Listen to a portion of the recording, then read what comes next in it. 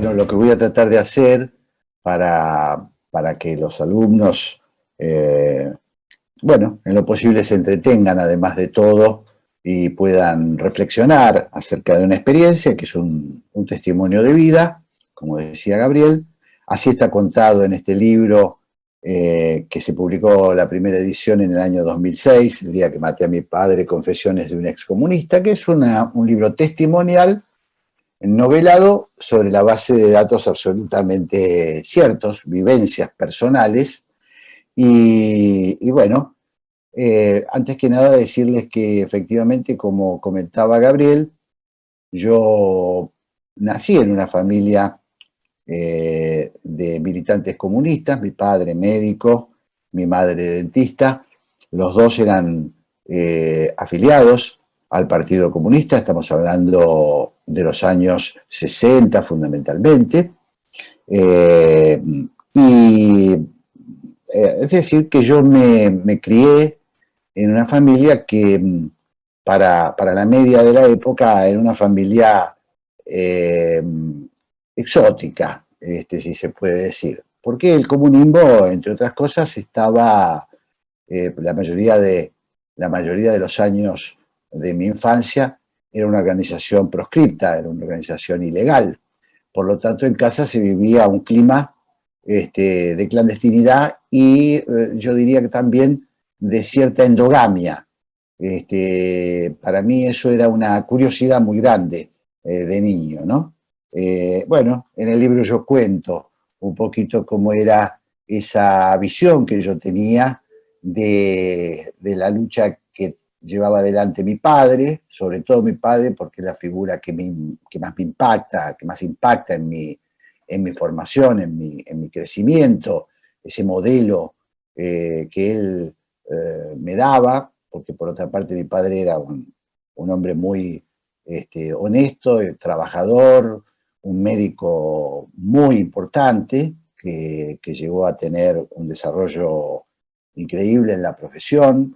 Después les voy a contar, pero él falleció a los 44 años siendo director de una clínica en Banfield, donde trabajaban 22 médicos, es decir, que era un profesional, además de ser comunista, era un profesional muy exitoso. Mi vida de ese modo se desarrolló por razones que algunas son comunes a lo que era, no puedo hablar del presente, pero a lo que era en esos tiempos eh, la vida militante. Yo lo viví como una gran aspiración desde que era niño. Es decir, yo quería ser, como la mayoría de los chicos, como era mi padre. Y eso significaba eh, fundamentalmente compartir ese mundo romántico, ese mundo que yo veía de manera romántica cuando era un niño, que era que había un desarrollo que se iba a producir la humanidad hacia una sociedad sin clases, sin explotadores ni explotados. Y por lo tanto mi infancia fue muy diferente a los de otros chicos del barrio. Yo me crié en el barrio de Turdera, partido de Lomas de Zamora. En ese barrio los chicos jugaban a los soldaditos, jugábamos a los soldaditos, jugábamos a la figurita, jugábamos a la bolita, pero yo además, cuando estaba con mi primo, sobre todo con un primo hermano, hijo de un hermano de mi padre, que también era un comunista fervoroso, teníamos juegos infantiles propios. Por ejemplo, una de las primeras cosas, yo lo cuento en el libro, que recuerdo es que lo primero que hicimos con mi primo, una de las cosas que hicimos con mi primo fue, nosotros veíamos nuestros padres tenían escondidos los carnés del partido en las cajitas de luz. Mi papá abría la caja de luz, de la llave de luz, y ahí guardaba el carnet de él y el carnet de mi madre, porque era parte de los simbolismos, de los ritualismos que conservaban los comunistas, era conservar de cualquier inclemencia, conservar el carné del partido. Esto yo lo cuento anecdóticamente, pero tiene mucha importancia. Tiene mucha importancia porque uno podría preguntarse, ¿pero por qué en tiempos de clandestinidad, de ilegalidad, de riesgo, los comunistas tenían un carnet que decía el nombre, el apellido, y que estaba firmado generalmente por el secretario general del partido o de la Juventud Comunista? Bueno, era parte de esa mística que se generaba de pertenecer a una organización destinada a ser la vanguardia, la transformadora de la sociedad, la que iba a empujar a un cambio de paradigmas en el mundo entero. Entonces es muy importante esto que les estoy diciendo, por eso los juegos infantiles de mi primo, de mi primo y yo tenían que ver con eso, y lo primero que hicimos fue hacernos nuestro propio carné de afiliado al Partido Comunista, hacíamos dibujos con la hoz y el martillo, y cuando jugábamos entre nosotros dos, jugábamos en lugar de soldaditos comunes, éramos soldaditos del Ejército Rojo, ¿no?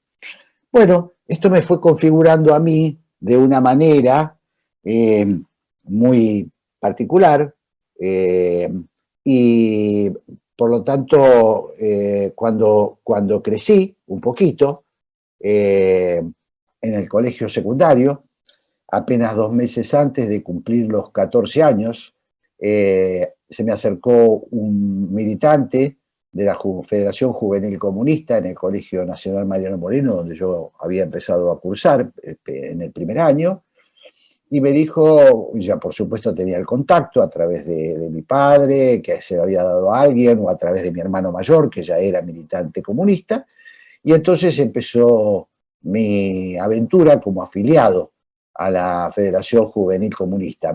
Eso fue, vuelvo a decirles, cuando estaba por cumplir los 14 años. A partir de ahí hice una vida absolutamente dedicada a la militancia, entregué todo por esa militancia, como si fuera un seminarista. Y la comparación no es arbitraria, tiene mucho que ver porque estas organizaciones fundamentalmente se basan en esto que yo decía, en esta cerrazón, en esta vida, de secta, de gente que comparte no solamente una ideología, que comparte no solamente un proyecto político, por eso creo y voy empezando a dar algunas definiciones, no se trataba de un proyecto exclusivamente político, no era un partido político más como el Partido Radical o como el Partido Justicialista, sino que era una organización internacional que estaba destinada a generar una nueva sociedad, un hombre nuevo, así lo llamábamos, un hombre nuevo. Por lo tanto, tenía muchos comportamientos particulares, comportamientos que tenían que ver con gustos, con compartir la música, con compartir una literatura generalmente sesgada, cerrada, poco abierta al universo, que tenía que ver con el encanto de pertenecer a una organización que tiene códigos propios. Esto es muy atractivo cuando uno es chico, porque en la adolescencia la necesidad de asociación, la necesidad de contar con pares, es una necesidad propia de cualquier joven, de cualquier joven que está creciendo. En nuestro caso lo hacíamos de esa manera. Era el sumum de la pertenencia, era el sumum de la pertenencia. Había tras nuestro toda una estructura que nos permitía participar de una vida muy intensa. Rápidamente me destaqué como dirigente de la Juventud Comunista en lo que se llamaba el sector secundarios de la capital federal. Fui ascendiendo, eso fue entre los 14 y los 17 años que hice mi carrera. Es muy impresionante ahora cuando lo miro para atrás, cuando miro y reviso incluso lo que escribí, porque éramos niños grandes, yo era un niño adulto, me recuerdo a mí mismo al frente del círculo, se llamaba Círculo en la Juventud Comunista, la organización mínima en la que nos nucleábamos con los otros comunistas del colegio. Entonces me recuerdo a mí mismo usando sacos. Andábamos en saco, los sábados en saco, con el pelo corto, yo había dejado, cuento una anécdota en el libro que marca un poquito esta actitud monacal que practicábamos. Mi madre cuando yo me afilié a la Juventud Comunista, me estaba tejiendo un pullover, en ese momento un suéter, que en ese momento, bueno, se usaba como los colores fuertes. Entonces mi mamá yo le había pedido que me teja un suéter de color amarillo, patito, que era toda una audacia para la época. Y cuando me afilié a la Juventud Comunista le pedí, por favor, cambie la lana, y terminó haciendo un suéter gris. Parece una metáfora de haberme convertido en un hombre de la nomenclatura, en un hombre serio, pero así lo sentía yo, ¿no? Que había pasado a integrarme a algo que tenía poco que ver con el juego. Ya no era el juego del carnet, ya era el protagonismo del cambio social. Voy a ir siendo quizás un poquito desordenado, pero para que ustedes entiendan lo que significaba aquella pertenencia, también es importante decir que el Partido de los Comunistas, al ser universal, tenía un atractivo muy fuerte, porque el mundo intelectual, el mundo cultural, el mundo del folclore, del tango, de la cultura en general en la Argentina, pero en el mundo entero, nos identificaba, digamos, nos hacía sentir parte de algo muy fuerte, de algo muy poderoso. En el partido al que yo me incorporé, militaban en ese mismo partido, Pablo Picasso, Pablo Neruda, militaban los grandes escritores argentinos, militaba Mercedes Sosa, militaba Horacio Guaraní. Bueno, era un imán muy fuerte, para que ustedes también vayan comprendiendo los tips. Los tips son fundamentales. Cuando a mí me entregan el primer carné del partido, el primer carné oficial de la Juventud Comunista, no el que yo dibujaba de niño, me citan, era en la época de Onganía, de una dictadura, les cuento a los que no están muy informados, que había asumido en el año 1968, luego de derrocar al gobierno de Arturo Illia. Esa dictadura, bueno, estaba en plena vigencia cuando a mí me llaman a mi círculo de manera ilegal para entregarme el carnet de la Juventud Comunista, de la Federación Juvenil Comunista. Entonces, presten atención a esto. Me citan en un lugar, en una calle, en una esquina, donde tenía que presentarme a las 8:22 de la mañana de un sábado. Estoy tratando de ser más o menos aproximativo, para llevarme a la casa ilegal donde yo iba a recibir el carnet. Esa cita, que fue escalonada, me llevaban en una camioneta que no tenía, digamos, que tenía toldo, por lo tanto yo no veía dónde íbamos.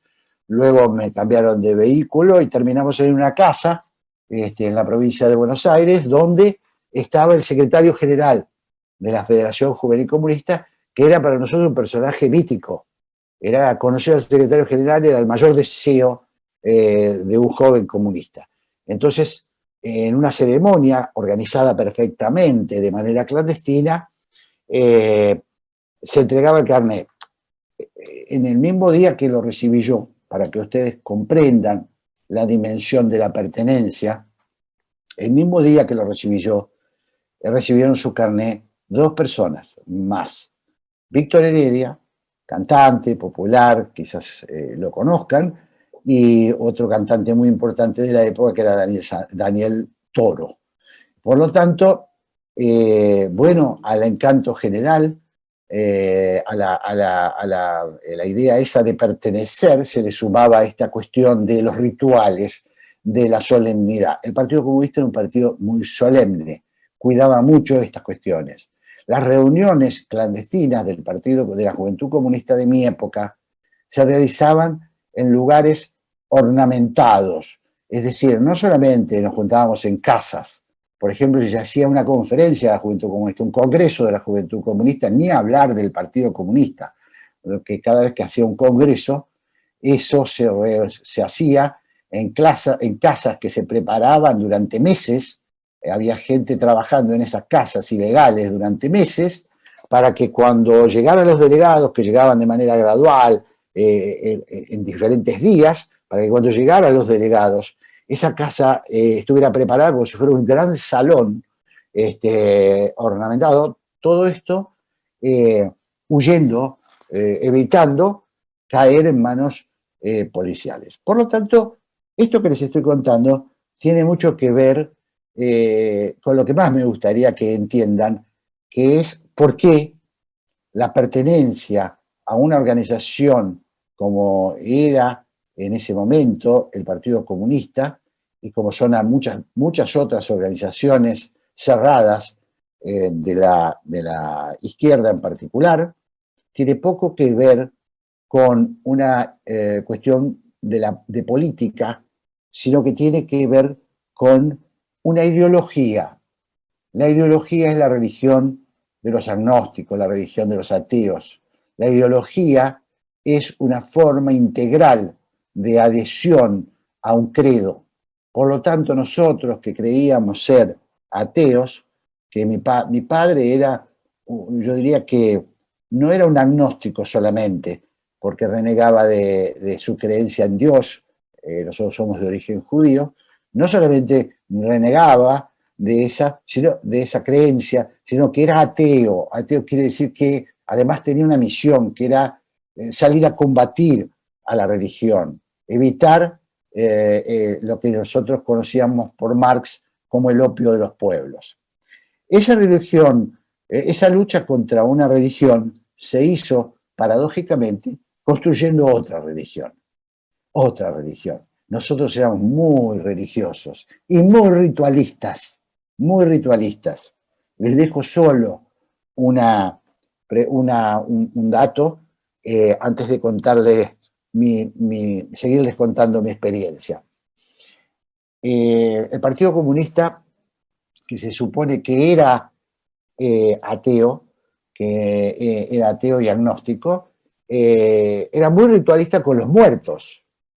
Debe haber pocas organizaciones contemporáneas que tienen momificado a su líder, como lo tienen los comunistas, porque Vladimir Ilich Lenin, el hacedor, el jefe de la Revolución de Octubre de 1917 en Rusia, está momificado, está conservado tal cual era en el mausoleo, que está todavía en la Plaza Roja, aunque hoy el comunismo haya caído. Es decir, y por ahí desfilábamos quienes nos sentíamos orgullosos de pertenecer a esa legión universal de los que iban a cambiar el mundo, ¿no? De modo que mi crianza, que tiene un hito fundamental, y se las hago breve, Gabriel lo comentó en la introducción, a los 17 años, siendo yo muy chico, 17 años, piénsense en ustedes mismos, con 17, fui designado para participar en lo que se llamaba la Escuela Superior del Komsomol Leninista. Esto era una escuela de cuadros que funcionaba en un pueblito que se llama Vishniki, a 30 kilómetros de la ciudad, del centro de Moscú. Tuve la complicidad de mi madre, que no hizo falta convencerla mucho, aunque le daba miedo, como buena mamá, pero yo iba en manos del partido y el partido era nuestra familia y por lo tanto viajé a Moscú a esa edad con un nombre clandestino, porque mi viaje no se podía conocer en la Argentina, entonces viajé con otro nombre, y estuve en la ciudad de Moscú, en esa escuela superior de Komsomol, donde estudiaban militantes comunistas del mundo entero. Había unos 800, quizás estoy un poquito olvidado de la cifra, pero eran arriba de 800 dirigentes de distintas juventudes del mundo, en el pabellón donde yo estaba, porque vivíamos en Corpus, en diferentes corpus, como una ciudad, lo que sería una ciudad universitaria, para que se entienda. Yo participaba en una delegación en el corpus de Latinoamérica, donde éramos unos 62 integrantes de varios países de América Latina. Recuerdo mucho de Uruguay, de Chile, de Guatemala, de Nicaragua, de México, de Brasil. Había de muchos países latinoamericanos, la mayoría de ellos militantes clandestinos. Muchos de ellos volvieron luego a sus respectivos países y murieron en la lucha armada, porque había organizaciones comunistas, no era el caso de la Juventud Comunista Argentina, pero había organizaciones juveniles de comunistas de Latinoamérica que estaban en la guerrilla, como los colombianos, que eran los creadores de la FARC. Es decir, el Partido Comunista Colombiano, además de tener su vida como partido comunista, había armado una fuerza militar que eran la FARC. Todavía está tratando Colombia de consolidar esa paz luego de décadas de tragedia armada, y el protagónico fundamental del lado guerrillero eran las FARC. Yo tuve compañeros militantes de la FARC. Bueno, había otros corpus, había muchos estudiantes de Medio Oriente, muchísimos palestinos, muchísimos egipcios, de Arabia Saudita, de otros países de África, Angola, Mozambique, en fin, una experiencia muy impresionante, imagínense, para la cabeza de un adolescente, ¿no? Por lo tanto, mi vida en el partido, la Juventud Comunista, fue muy acelerada, muy impresionantemente veloz, y llegué muy rápido a niveles de dirección de la Juventud Comunista. A los 18, si mal no recuerdo, 19, ya era miembro del Comité Central de la Juventud Comunista. A los 25, 24, ya era miembro del Comité Ejecutivo, que era un órgano más pequeño y más alto de la organización comunista. Y bueno, esa vida que nosotros hicimos me sirve a mí para explicarles por qué es tan fuerte, por qué se adhiere tanto a la piel, como dice Amos Oz. El fanatismo, dice Amos Oz, se adhiere a la piel. Es algo que está en el ser humano, y que por lo tanto para despegarlo hay que combatirlo. No es una cuestión solo de ideas y racionalidad. Esto me interesa mucho decirlo, porque muchas veces nosotros, aún en la batalla actual, para combatir a las ideologías totalitarias, tenemos la tendencia a pensar que con los datos matamos que dato mata sentimiento. ¿Qué quiero decir con esto?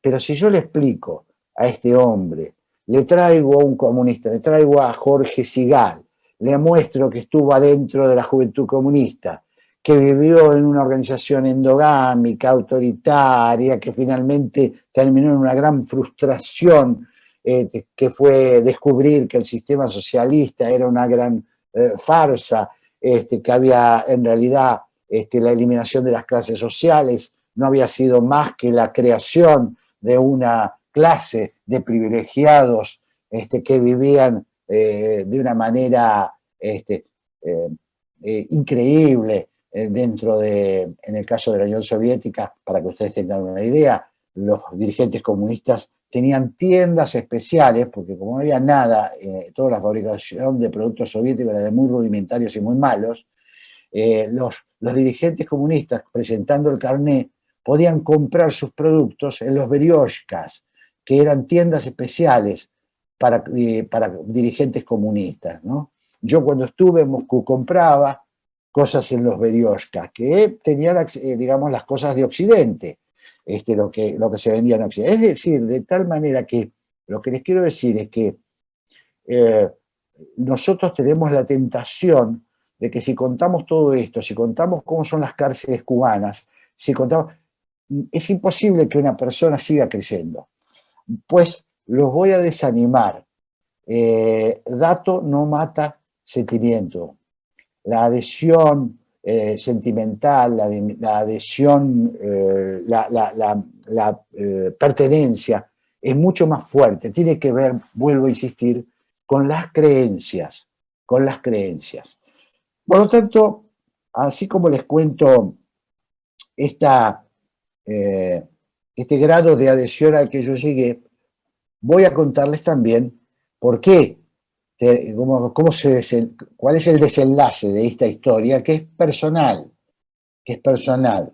Insisto en esto, que es personal, porque es un proceso interno que yo hago, que tampoco podría decir que es primero ideológico, sino que es primero, tiene que ver con una cuestión emocional.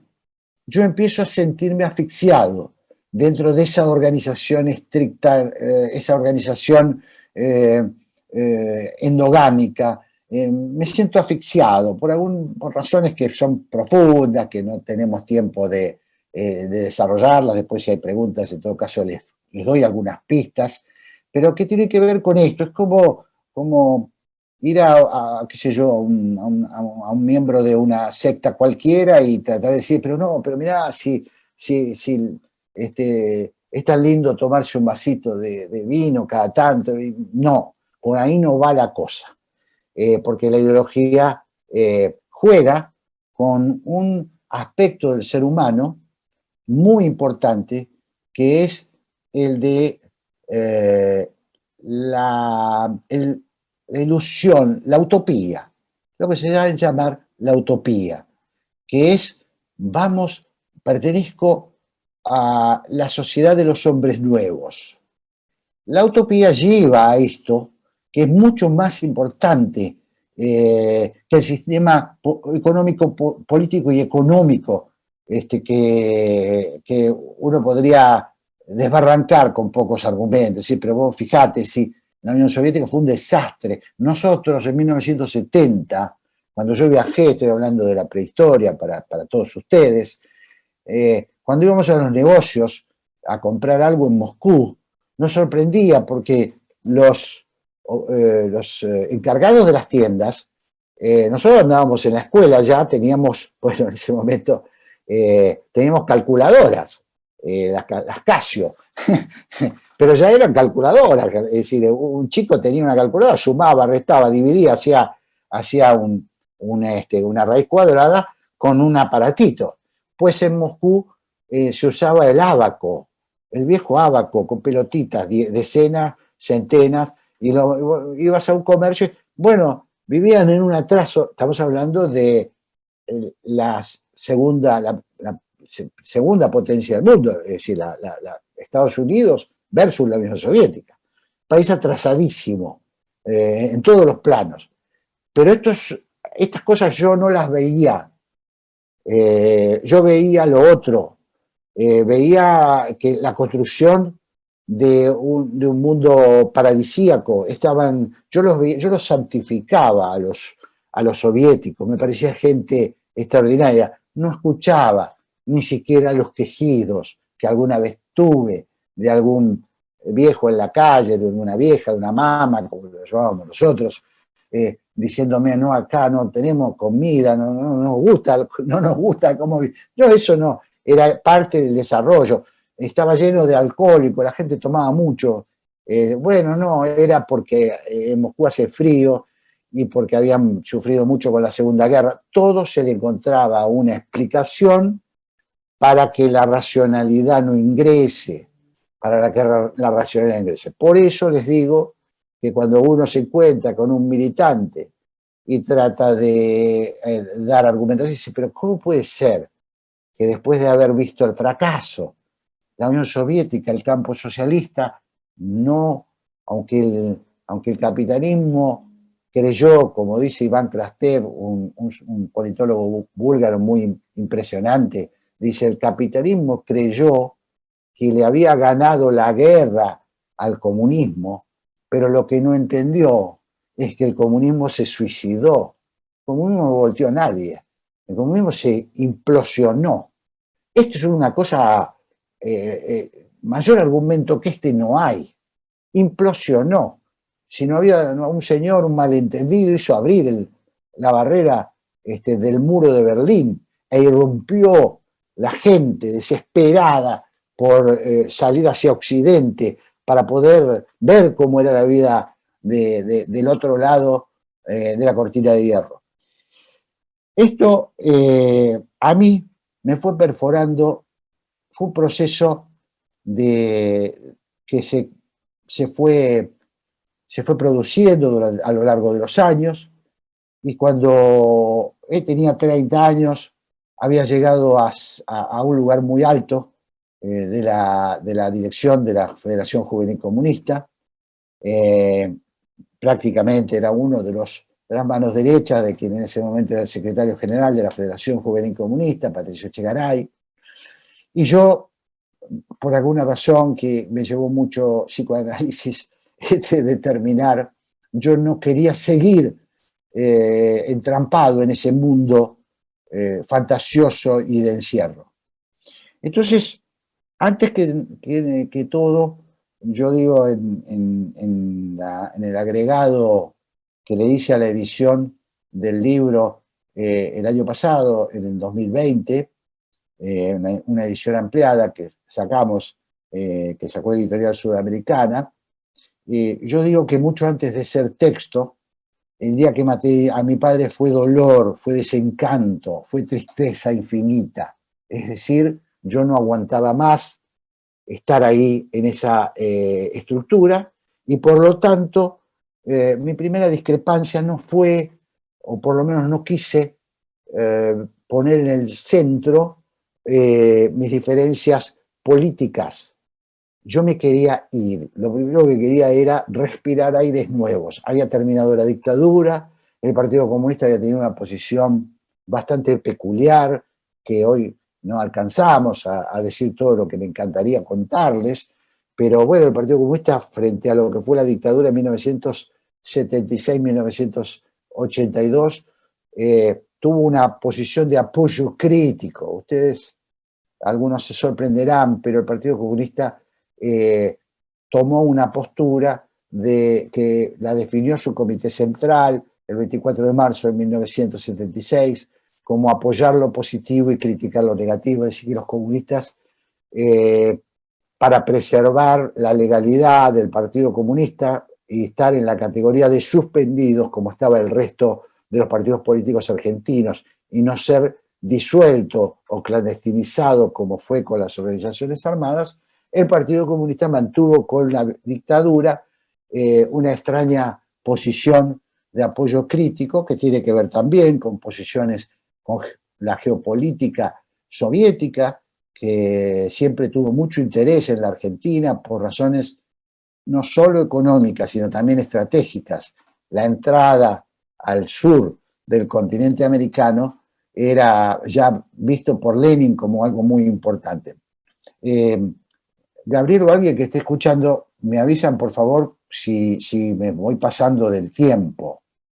Yo voy a Sí, tratar sí, de... sí. Perfecto. Bueno, Está perfecto. ustedes me avisan, cuando se haga soporífero me dicen. Todo lo contrario. Bueno, Súper interesante está. bueno, entonces yo había pasado toda esa dictadura de manera clandestina, porque éramos clandestinos, pero no éramos clandestinos, porque iban a mantener la legalidad del partido. Por lo tanto, había que ir a los locales que tenía el partido para entonces íbamos, cada tanto venía la policía, decíamos que estábamos limpiando, bueno, en fin, daría para una conversación entera la posición de los comunistas frente a lo que se supone que sería el enemigo más acérrimo de sus ideas, porque se supondría que está a las antípodas de sus ideas aquella dictadura que, entre otras cosas, desapareció a miles y miles de personas, asesinó a miles y miles de personas, pero bueno, el Partido Comunista, dicho así, fue un partido que mantuvo la legalidad. Por otra parte, al abrirse la democracia, yo sentí que había cumplido un poco con mis compañeros.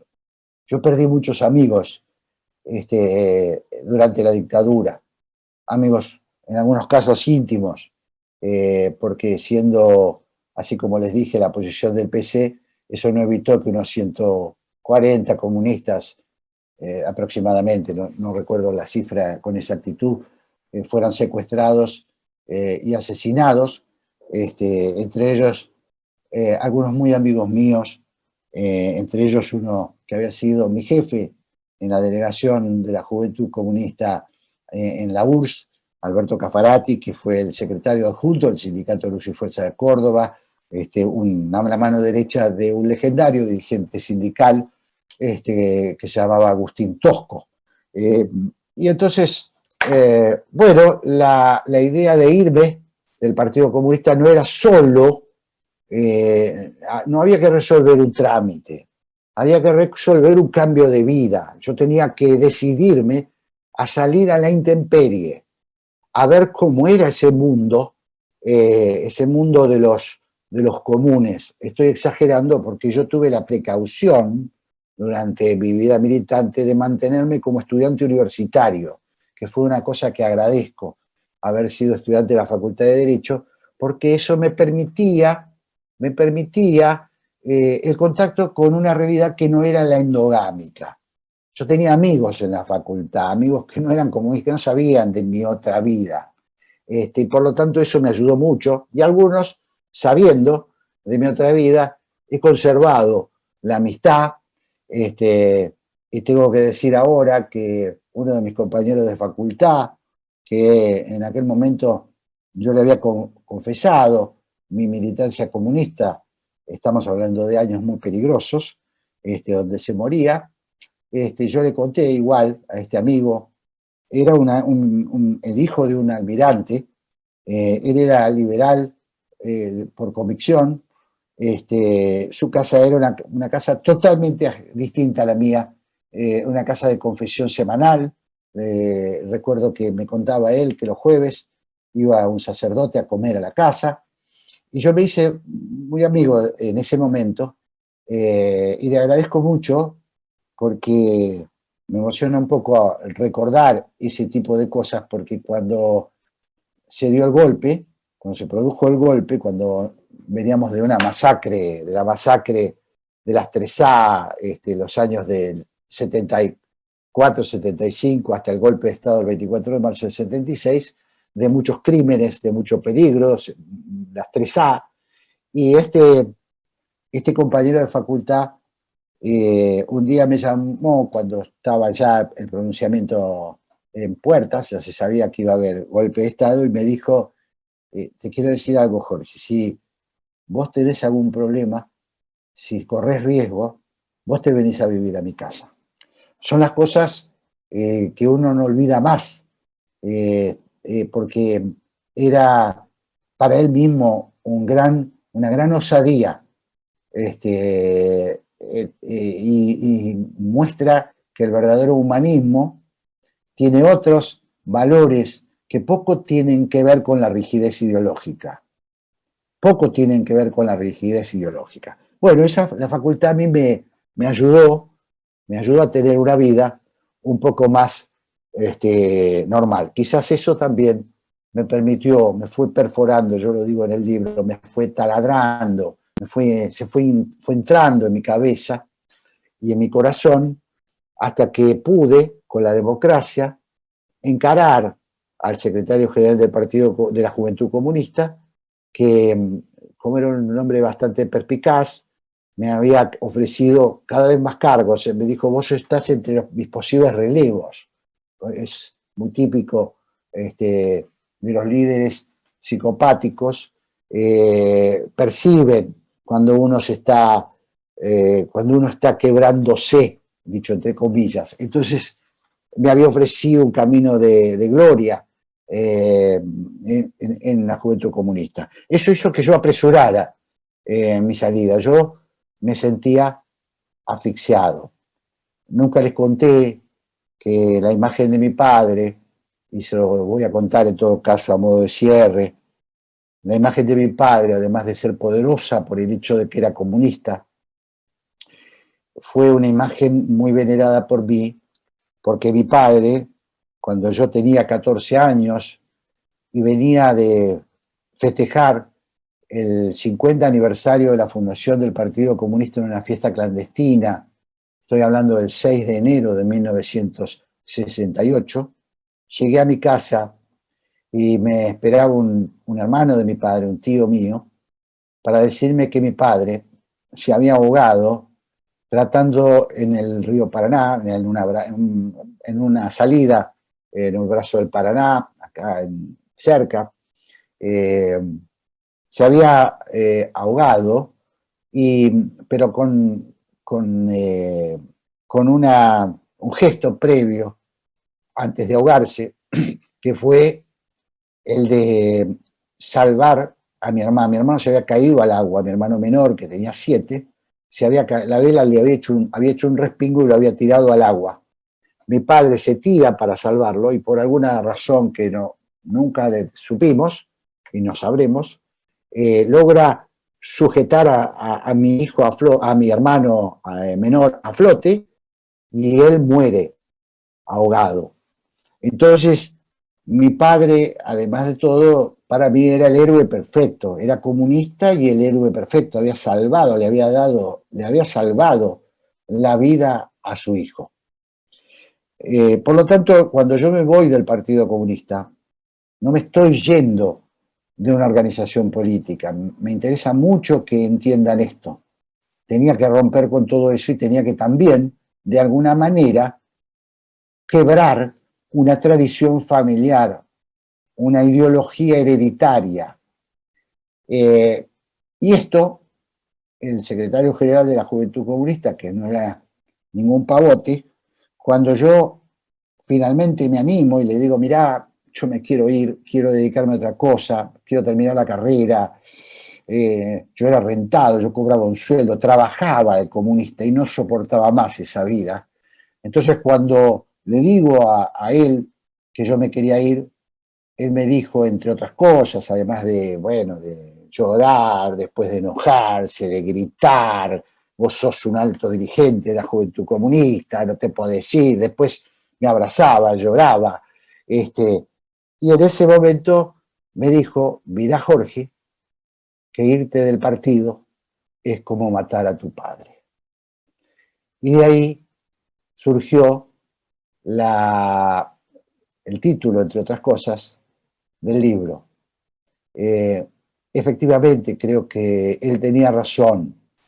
Yo tenía que matar simbólicamente a ese padre que yo había subido al podio como comunista por sobre todas las cosas. Pero mi padre no era comunista por sobre todas las cosas.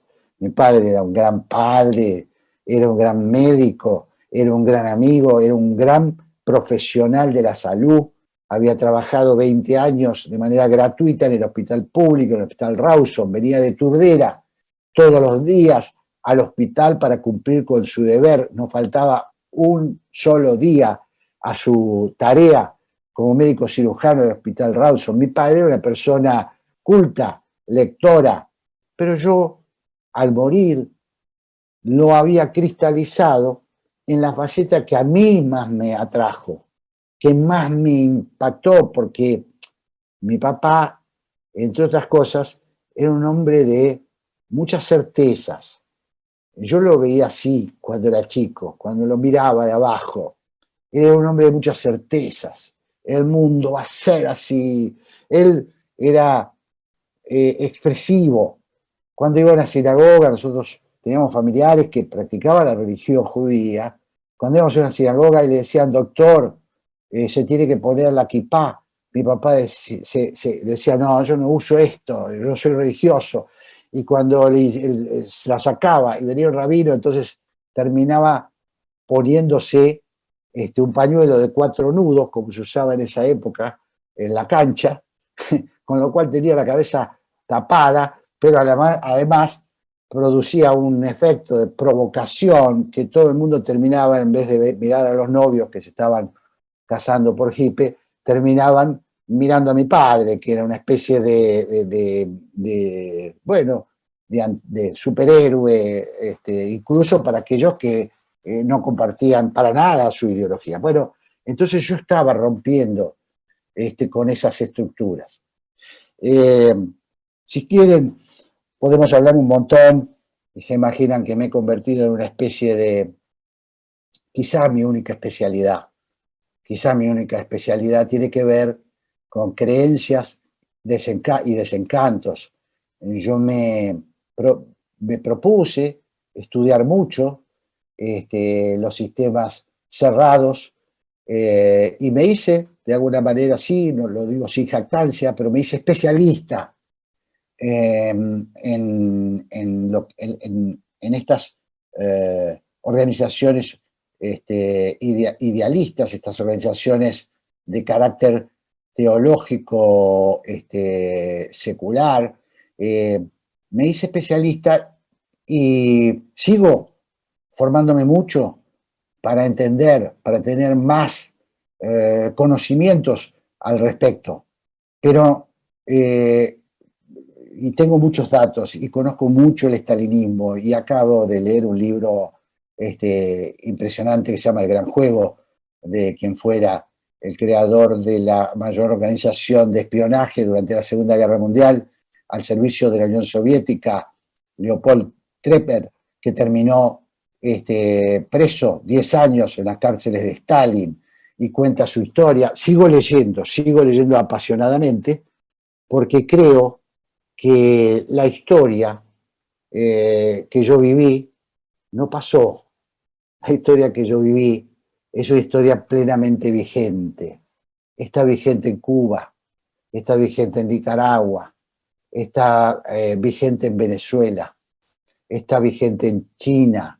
La tendencia del hombre a creer en ideologías estancas, cerradas, retrógradas, es una tendencia universal. La pelea y la batalla por la democracia, por el respeto del otro, por saber que hay límites infranqueables para el ser humano. La libertad de pensamiento, la libertad de hacer y decir, la libertad, el respeto a la vida del otro. Todavía son tareas pendientes. Hay muchos seres humanos que siguen creyendo hoy que un ideal justifica un asesinato, que un fusilamiento es merecido cuando la persona se subleva contra el común, contra la ideología dominante de un régimen. Por eso la pelea de los cubanos es tan dura, porque es contra el régimen y el aparato del régimen, que está basado fundamentalmente en estructuras de inteligencia, de espionaje, pero sobre todo porque está basado en la convicción de un montón de ciudadanos que por razones de creencia o por razones de conveniencia, porque pertenecen a las estructuras privilegiadas del régimen, se convierten en vigilantes del sistema. Entonces, quiero que cada uno de ustedes, cuando piense en lo que significa esto, imagine a su vecino denunciándolo. Imagine lo que significa, no que venga el guardia civil, el infante, el torturador de la policía, que eso es espantoso, horrible, tremendo. Piensen en lo que significa el vecino, que ahora puede ser un tipo que pasa y te insulta porque pensás distinto. Pensá en ese vecino convertido en guardia, en guardián del sistema. Eso es el régimen de opresión perfecto. Ese es el régimen de opresión con el que es más difícil lidiar, con el que es más difícil luchar. Por eso hay tanto dolor en Venezuela, porque hay brigadas, porque hay tipos que, bueno, nosotros tendemos a descalificarlos porque la mayoría seguramente a esta altura son mercenarios por intereses económicos y personales, pero muchos de esos comenzaron como almas bellas que creían que estaban combatiendo el mal y que estaban transformando la sociedad. Una de esas almas bellas, como en algún momento fui yo, a mis 17 o mis 18 y hasta mis 20 y pico de años. Así que bueno, nada más, es esto. He hablado un montón, espero no haberlos saturado. Y estoy a disposición, por supuesto, para las preguntas, para lo que quieran. Gracias.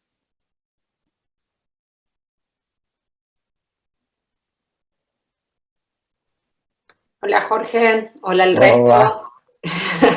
Perdón, les pido mil disculpas, esto es mi estilo llegar tarde, menos una clase que da Jorge. Por favor. Sí. Pero bueno, tenemos esta situación en casa de un COVID positivo, así que hubo que cambiar los planes, no te preocupes. Básicamente las cosas cotidianas y buscar ahí me han atendido muy bien, no te preocupes. Bueno, me alegra, sí, sé que atrás hay un equipo que en realidad no me necesita, pero bueno, me agrada siempre escuchar. Saludo a todo el resto, a los que tenemos, a los 56 participantes que están por acá. Tenemos ya algunos comentarios. Si te parece, vamos mechando algunos comentarios y algunas cositas que yo te escuchaba y pensaba un poco en lo que está sucediendo, sobre todo en Cuba. Bueno, para los que no me conocen, disculpen, mi nombre es Cecilia Noche. Yo soy la coordinadora del proyecto de defensa de libertad artística en CADAL. Trabajo con artistas en toda América Latina. Con esta situación un poco extraña de trabajar en dos facetas. Una es defender a artistas que están en dificultad, denunciar la situación y demás. Y por otro lado también trabajar con estas cegueras ideológicas que no permiten, que clausuran la empatía, que es algo de lo que Jorge estuvo hablando, ¿no? Esas cosas que nos clausuran el contacto humano de unos a otros, ¿no?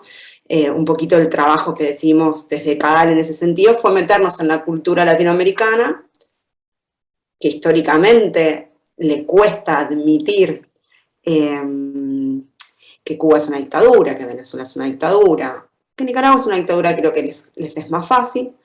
Y bueno, de a poquito ir intentando sembrar como esas ideas de la empatía y de la solidaridad.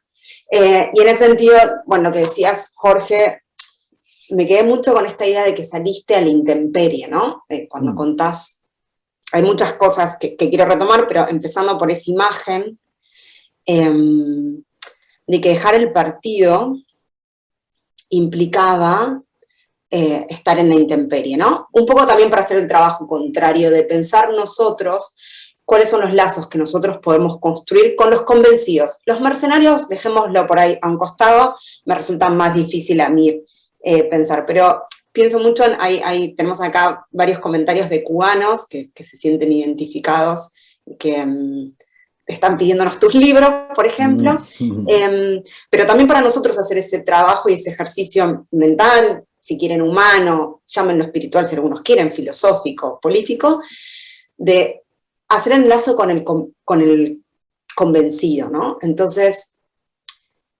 volver a esta situación de la intemperie y pensar, bueno, si el que tengo del otro lado, ¿no? En el caso de muchos cubanos los vemos con sus padres o con sus abuelos, abandonar la idea de, por ejemplo, en Cuba de la revolución o en Venezuela las promesas del chavismo, los deja a la intemperie. ¿Cómo podemos nosotros generar puentes? ¿Cuáles se te ocurren que pueden ser recursos o herramientas en ese sentido? Mira, me parece que, claro, yo no quiero, digamos, emplear mi caso personal, que es finalmente lo que lo que dio lugar al libro, la experiencia personal, no la quiero confundir con un proceso social, que es algo más complejo y diferente. Porque yo, cuando digo yo tenía que salir a la intemperie, lo estaba haciendo en soledad.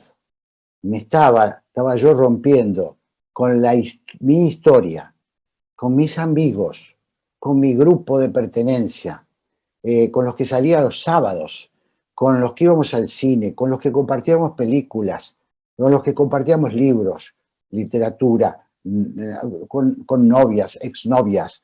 Bueno, eso era pertenecer a esa organización tan cerrada, sectaria. Me parece que esa es una cuestión, pero que no hay que confundirlo, porque si no, además es un poquito desconcertante. Parece que de eso no se puede salir nunca, salvo con un proceso que termina en un libro después de, no sé, 40 años, 30 años, es un precio demasiado elevado. No, no es así. Yo creo que hay mecanismos de acompañamiento entre aquellos que van comprendiendo que el mundo es diferente a lo que te vendieron, sobre todo en estos lugares, estamos hablando por ejemplo en Cuba, y hoy, ¿dónde está depositada nuestra confianza? Está depositada en que se rompió, ya no es la intemperie, ya no es la intemperie. Salir a la calle es peligroso en todo caso porque el régimen se encarga de mostrarte los dientes y de golpearte y de meterte preso. Pero vos tenés la compañía de, así como yo hablaba del vecino como el principal peligro, el vecino entregado, el vecino convencido, ese que decía, acá me parece que enfrente, el tipo de enfrente, me parece que tiene ideas raras. Eso también hay que compensarlo un poquito. Yo no he ido a Cuba en este tiempo, pero me lo puedo imaginar porque lo veo, porque sigo el proceso cubano, que se va generando lazos de solidaridad entre las víctimas, se van generando lazos de hermandad y se va generando mística, porque una de las cosas fundamentales, y quiero decirle a los hermanos cubanos y también a aquellos que se incorporan a la lucha por la libertad, que probablemente no vayan a vivir en su vida, a lo largo de toda su vida, un momento más apasionante que el que convoca la lucha por la libertad. No hay momentos equiparables. Cada dictadura que cayó, si vos me decís momentos sublimes de mi historia, la irrupción de la democracia en 1983. ¿Por qué es tan emblemático, más allá de que recuperamos las instituciones, que allá las podemos decir, digamos, podemos ponerlo en libros, hemos recuperado las instituciones? No, era la irrupción de la libertad. Éramos todos hermanos en una batalla por recuperar lo nuestro, por poder hablar en voz alta. Entonces yo creo que eso tiene mucha mística, muchísima mística. Es la hermandad de los hombres libres. Seguimos escribiendo para eso, seguimos escribiendo poesía, seguimos cantando para eso. No hay música, no hay poema, no hay texto que no más conmovedor que el que se refiere a la libertad. Así que este es el camino. No pensemos en la experiencia personal mía de un grupo endogámico, tampoco era tan importante, pero era importante para mí, era todo para mí, pero el colectivo es otra cosa, que creo que es lo que estamos viviendo como ejemplo en Cuba, ¿no? Y te escuchaba ahí dos casos sobre esto del vecino. Justo este año tuvimos un caso como de esos emblemáticos, en que una vecina, el escritor me decía, casi una tía, la vecina que te crió, donde esperabas, lo denuncia por un libro infantil, que bueno, es un libro infantil que habla sobre la libertad, justamente, de árboles que quieren abandonar el reino represivo. Y la diferencia de la generación, porque él es un artista de unos 30 y pico años, y el papá fue un defensor enorme de la revolución.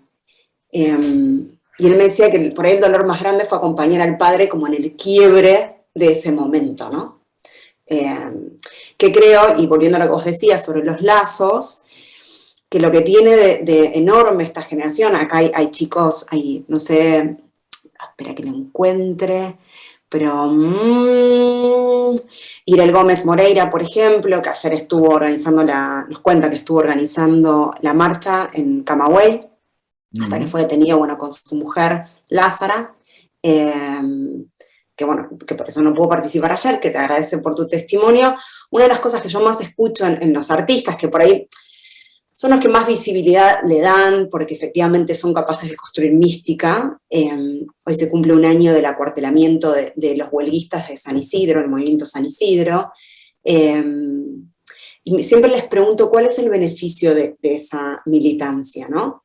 No en el sentido cínico de que son de la CIA y que todos cobramos un montón de dinero y ese tipo de cosas, sino realmente cuál es, o sea, porque me interesa un poco pensar en esto, y en general lo que ellos responden siempre es el sentido de comunidad. En una generación que además es una generación huérfana, porque sus padres han tenido que emigrar, en general, ¿no? Eso lo pueden contar mejor ellos. Pero como esta idea de comunidad, de enorme acercamiento, sí, claramente va construyendo la red para que puedan salir no solo a la intemperie, sino bueno, a la violencia que estamos viendo, que hoy la vemos más, que siempre existió en Cuba, pero que hoy la vemos, que por ahí en Venezuela fueron siempre más abiertos con esa violencia, ¿no? Tenemos los registros de, no sé, Leopoldo López gritando desde la cárcel, o los registros de los suicidados, de los presos políticos suicidados en el régimen. Así que bueno, digo, esta idea de comunidad, sí, y lo que decís de la mística de la libertad. Yo nací en el 78, así que yo la viví de refilón, pero todavía la recuerdo. Yo tengo recuerdos muy vivos, visuales, fui a la plaza, pero además tengo recuerdos muy vivos de lo que fue ese proceso. Así que sí, para mí es... digo, yo no fui participante, ¿no? No tuve un rol participante, pero lo vi en los ojos de mis papás. Claro. Así que... sí, creo que es una de las... Digo, vos marcabas la solidaridad como eso que te permitió en algún punto y del que menos te la esperabas, como un punto de apoyo, ¿no? Y creo que se va construyendo, bueno, es un poco el sentido de esta organización también, ¿no? Como esa solidaridad va construyendo como esos mojones en los que puedes afirmarte. Si te parece, tengo un par de preguntas. ¿Cómo no? Dale, genial. Bueno, primero, Eduardo Claver Rizo. Gracias, Eduardo, por estar acá. En Cuba, durante la dictadura de Batista, el Partido Comunista tampoco se implicó en la lucha armada por los mismos motivos. Querían mantener la legitimidad del partido. Solo cuando se dieron cuenta que la dictadura estaba derrotada, fue que le dio su apoyo a los rebeldes. Rebeldes que no tenían para entonces nada que ver con el comunismo, ya que Fidel Castro luego traicionó los principios por los que se llevó a cabo la revolución y le dio un golpe bajo a muchos de sus otros compañeros. Eso nos cuenta Eduardo Clavel. Bueno, Lázara Sánchez, dime. Sí. No, ahí me parece que hay algo importante, que es hablar de la traición a los principios, ¿no? En realidad yo creo que el mal está en la ideología, ¿no? Es decir, no es esa vieja historia de lo que está mal es cómo se la aplica.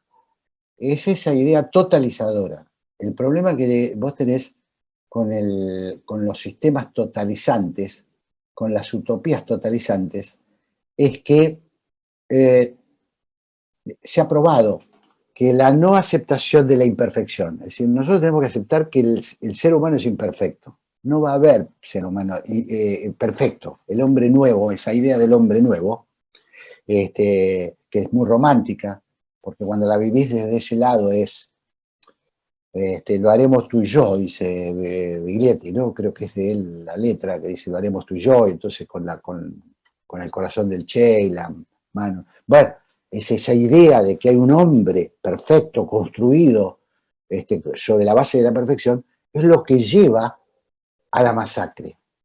Tenemos que aceptarnos como somos. Tenemos que aceptarnos como somos. Entonces, inevitablemente, la idea absolutista del comunismo termina en masacre. Termina en masacre. No hay ninguna experiencia que haya terminado bien. Sí, tal cual. Digo, estaba recordando, creo, de las peores, China y Camboya, pero básicamente es la idea de purificar al hombre de las imperfecciones. Tengo una pregunta. Un tercio de la población camboyana, ¿no? Masacraron. Sí, a machete. Exactamente. Y en general eso, en las purgas internas del partido, digo, más allá de los contaminados por el Occidente. Como fue Stalin, que en los primeros años de las purgas, en un año, exterminó a 1.700.000 comunistas, no fuera del partido, 1.700.000 comunistas fueron detenidos o fusilados. Claro. Y bueno, acá te preguntan sobre tu experiencia, tu estadía en la Unión Soviética. Un argentino en la Unión Soviética. Un adolescente argentino en la Unión Soviética. Algunas preguntas puntuales, pero si después nos querés contar, a mí me interesa mucho pensarte en esa edad allá. ¿De qué manera se comunicaban entre ustedes? Si tenés si hay algún testimonio, historia de alguna de esas personas que recuerde con mayor precisión o que le haya llamado aún más la atención de ese momento. Bueno, tengo un recuerdo, como ustedes se imaginarán, de un momento sublime de mi vida.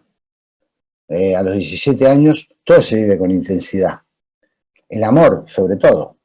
Y esto es una forma del amor. Esto es una de las formas del amor. Entonces, cuando uno está enamorado a los 17 años, ve todo lo lindo y ve nada de lo malo, de lo feo, del otro.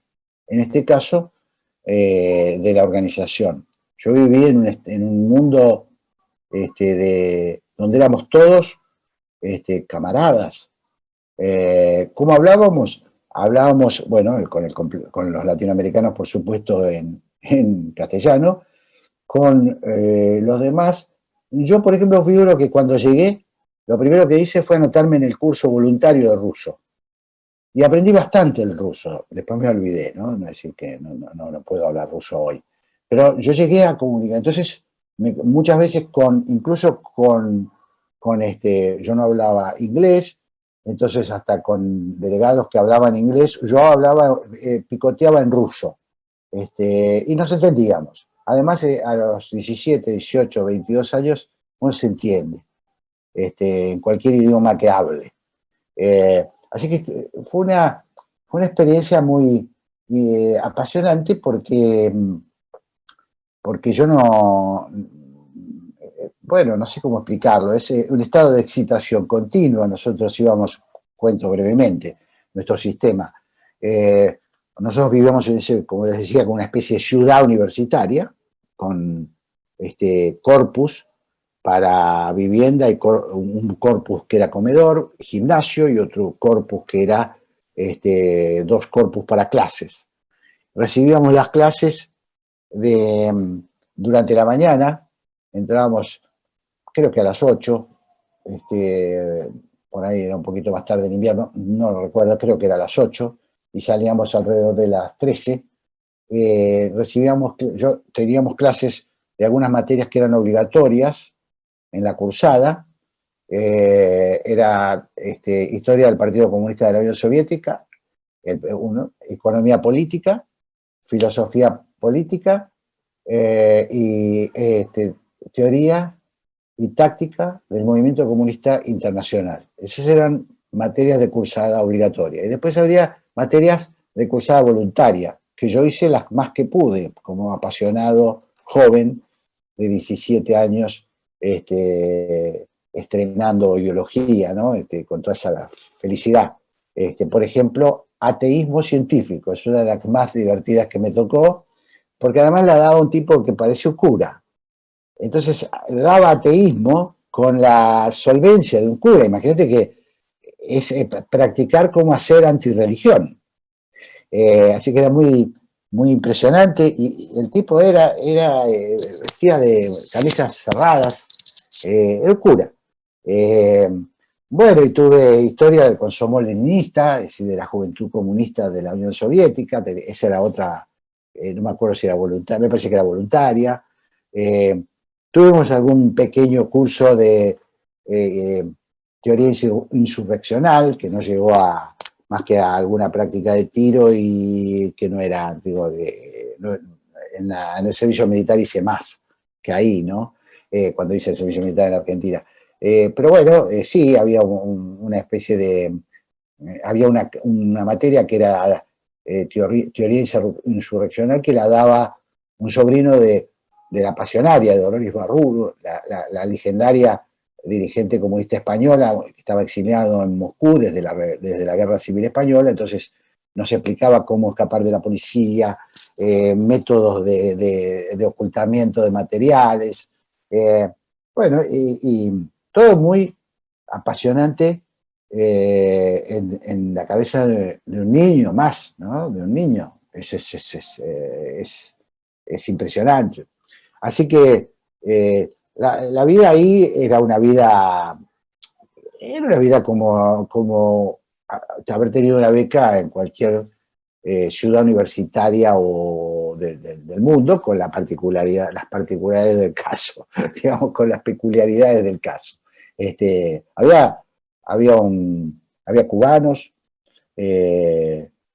Una anécdota que me acuerdo que no la conté en el libro, pero porque se me pasó.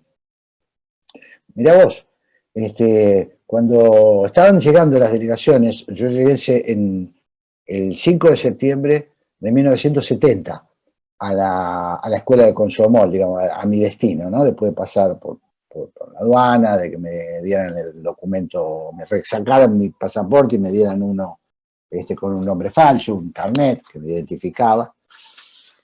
Y llegué a la escuela, y estaban llegando las delegaciones de otros países, ¿no? Y llegó la delegación venezolana, a la semana más o menos. Y llegan los venezolanos y vamos a clase. Me acuerdo muy bien, íbamos a la clase de política económica, que la daba un tipo también muy dogmático, muy cerrado, un ruso estricto, así, un ruso de caricatura de ruso era. Y el tipo nos está dando la clase, y cuando llegaba, el tipo dice, cuando yo llego, se para. Bueno, pusimos todos de pie, muy bien. Y hay 5 tipos que no se paran. Y entonces estaba, ahí había traductora, porque el tipo no hablaba español, entonces sea con traducción simultánea, estaba al lado de él una traductora, una piribochik, se dice en ruso, traductor. Entonces la traductora dice, el tipo le dice a la traductora, esas camaradas, ¿por qué no se paran? Y entonces era la delegación venezolana que había llegado la noche anterior. Entonces esos tipos, se para uno y dice, camarada, nosotros estamos en contra de la burocracia y del... Bueno, fue una cosa rarísima. Imagínate, eso es en el medio del paraíso comunista. Es decir, en el lugar más selecto de la inteligencia comunista. Entonces, un revuelo. Nosotros, pero, ¿qué pasó? Acá hubo algún problema. Bueno, resulta que el Partido Comunista Venezolano había tenido una fractura que la encabezó Teodoro Petkov, que luego fue un antichavista, no sé, creo que murió, un antichavista muy importante, un dirigente antichavista fundamental y un teórico muy importante del marxismo, que renegó, que digamos renunció a su pertenencia. Entonces, justo se había fracturado y la juventud comunista se había ido toda con Petkov. Entonces, cuando llegaron los pasajes, se subieron los 5 los 5 pecofistas. Bueno, a la noche de ese día estábamos, vuelvo a decir, Unión Soviética, Escuela Superior de Komsomol, lugar clandestino, lugar poco, donde no entraban los soviéticos, no entraba cualquiera a la Escuela de Komsomol, entraban solo los autorizados, muy controlado, muy vigilado, milicianos había en las puertas, ¿no? Había garita en la puerta de la escuela. A las 3, no me acuerdo la hora, 2 de la mañana, sentimos gritos. En Moscú, veníamos de la dictadura argentina, en Moscú, gritos, esta vaina, y bueno, los estaban arrastrando a los venezolanos hacia un micro, la milicia, habían venido los milicianos, arrastrándolos a los venezolanos hacia un micro. Bueno, fue un gran lío porque en esos momentos nosotros éramos muy ortodoxos, muy pro-soviéticos, por lo tanto estábamos incondicionales por la expulsión, estábamos entre los que estaban empujando al micro, pero había comunistas disidentes, por ejemplo los italianos que siempre fueron comunistas más particulares, ¿no? Los del Partido Comunista Italiano, los franceses, había algunos otros. Y entonces se armó un leobardo, me acuerdo del italiano, la dictadura, malditos dictadores. Bueno, y se terminó pactando el traslado de los venezolanos al aeropuerto, porque fueron expulsados de la Unión Soviética. Pero bueno, hubo el italiano, no nosotros, nosotros se los hubieran matado, no nos hubiera movido una pestaña. Pero los italianos y algunos más intervinieron y hicieron como de mediadores para garantizar que los tipos los subían al avión de vuelta a Venezuela y no que los mataban, que los desviaban en el camino, cosa bastante frecuente, ¿no? Por cierto, en la Unión Soviética, ¿no? Podías terminar en un campo de Siberia. Bueno, así que nada, esto es una anécdota color, ¿no? De las cosas que vivimos. Sí, vos decías, bueno, como una beca en cualquier ciudad universitaria. Yo pensaba, una beca en cualquier ciudad universitaria, no, bueno, joda, para que sí. Y hay desobediencia, vamos. ¿Había algo de joda y desobediencia más allá de los venezolanos? No. Después de eso, nada. No. Monjes, bueno, no sé si tibetanos, justo. No, y además Los benedictinos. y yo pertenecía al partido más ortodoxo y más riguroso de Occidente. Por ejemplo, las charlas que nos daban antes, nada de mujeres, nada de enamorarse. Y había una teoría de por qué no enamorarse, sobre todo de extranjeros. Porque después el tipo abandona el país y se pierde un luchador. Ya nos ha pasado. Entonces nos daban charlas previas, ¿no? Acá. Dice, bueno, ojo, que nada de mujeres, quiero decir, en esa época eran mujeres y varones, los otros géneros no existían, no estaban, y menos allá, y mucho menos allá, ¿no? Así que, bueno, nos prevenían mucho de esto. No, nosotros somos una organización de monjes, los italianos, los italianos eran italianos, ¿no? Eran muy divertidos, había de todo. Y muchos latinoamericanos también, porque por temperamento había que sostenerlo, ¿no? Sí, chupaban. Nosotros éramos la gendarmería de la escuela, ¿no? Pero había finlandeses, me acuerdo, había una islandesa, una sola. Creo que, no, 2 delegados de Islandia es un país muy chiquito. Y desayunaba con cerveza, me acuerdo, porque me quedó ese recuerdo. Bueno, o sea, había de todo, pero no tanto, como decís vos, ¿no? No tanto. Era la escuela de cuadros de las juventudes comunistas del mundo. Y hablando de géneros, ¿había paridad de género o casi todos varones?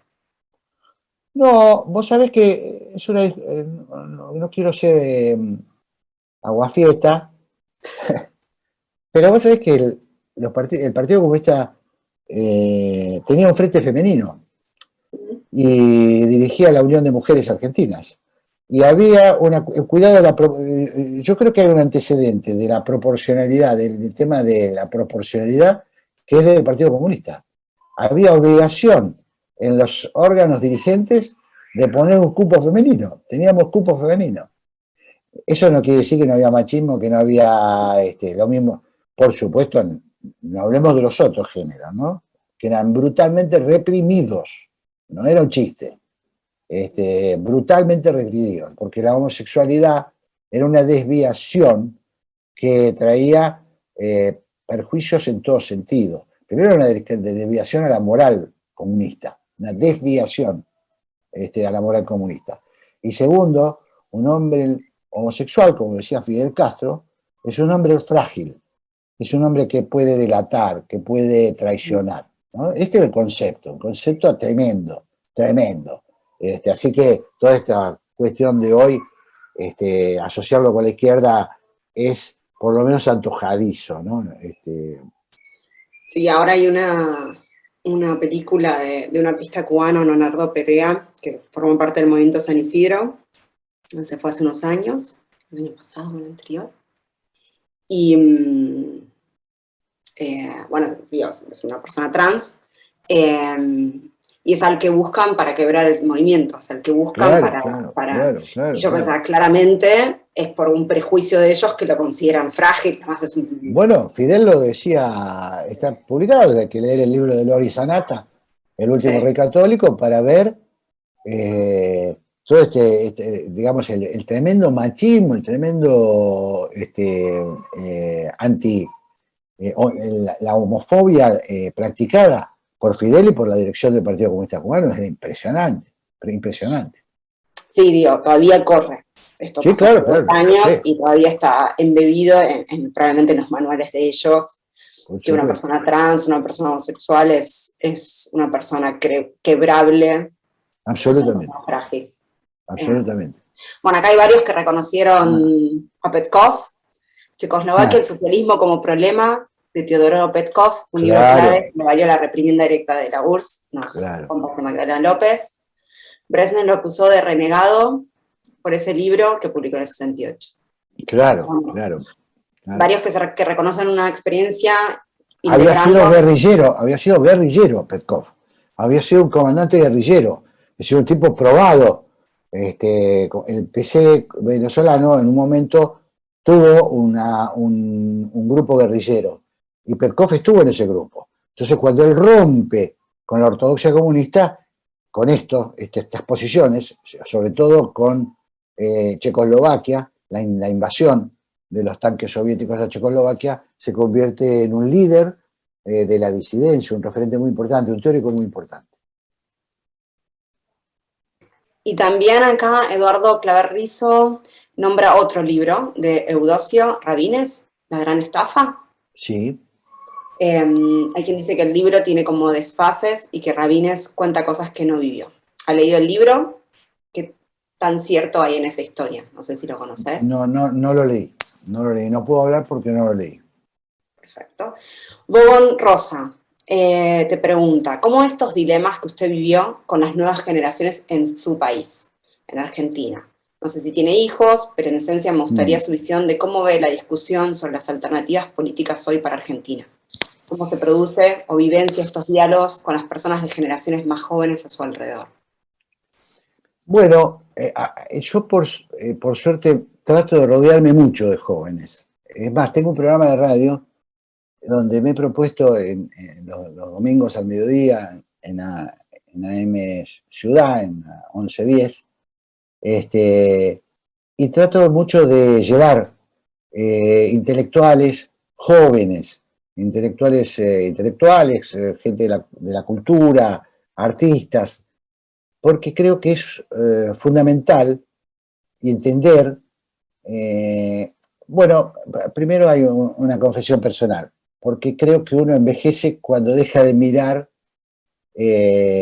a las nuevas generaciones y creer que la sabiduría se va con uno, ¿no? Es decir, que no, bueno, eso me parece fundamental. Entonces, eso me lleva a, primero, a descubrir el valor gigantesco de sectores enormes de la juventud argentina que hacen grandes aportes a la cultura y al pensamiento.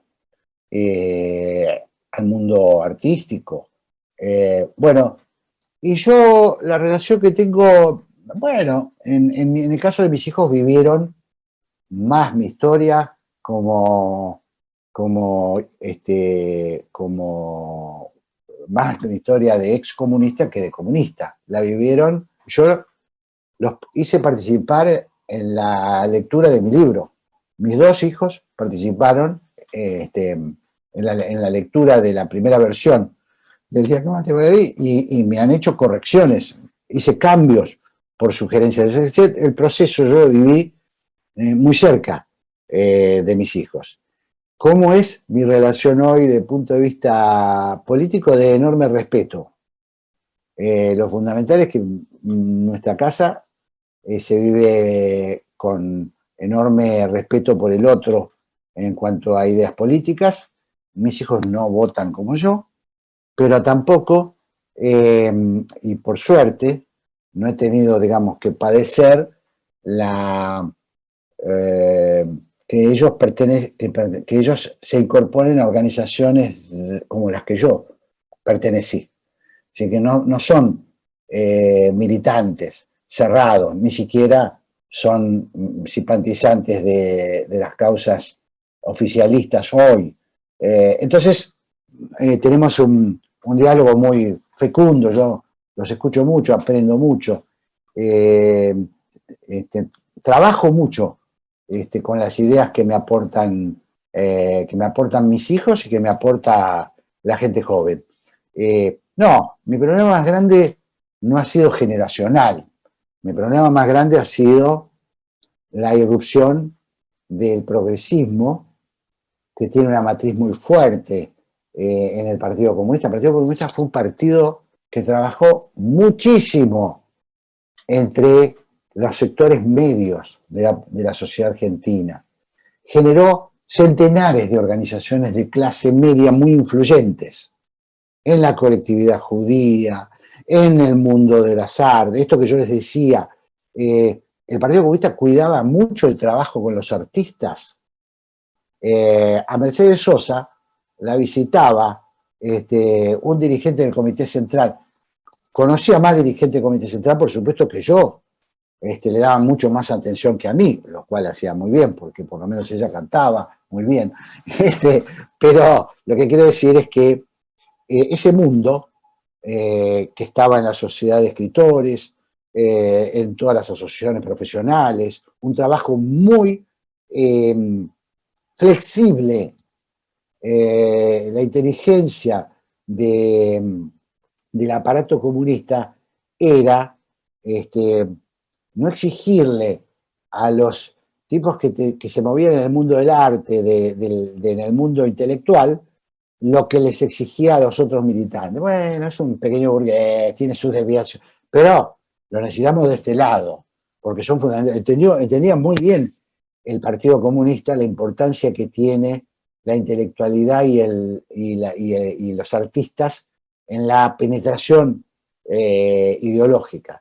Entonces, no, mi problema fue cuando ese mundo derivado que había empezado a reflexionar después de la caída del muro, que cuando sale mi libro no fue tan fuerte, en el 2006 todavía estaban los ladrillos del muro, los tenían mareados, la mayoría estaba ahí sacudiéndose, ¿no? Estaban haciendo un proceso de orfandad, es decir, y yo incluso aposté a que ese proceso de orfandad sería un proceso positivo, interesante, ¿no? Si se te vino el muro, se te cayó, viste lo que era eso.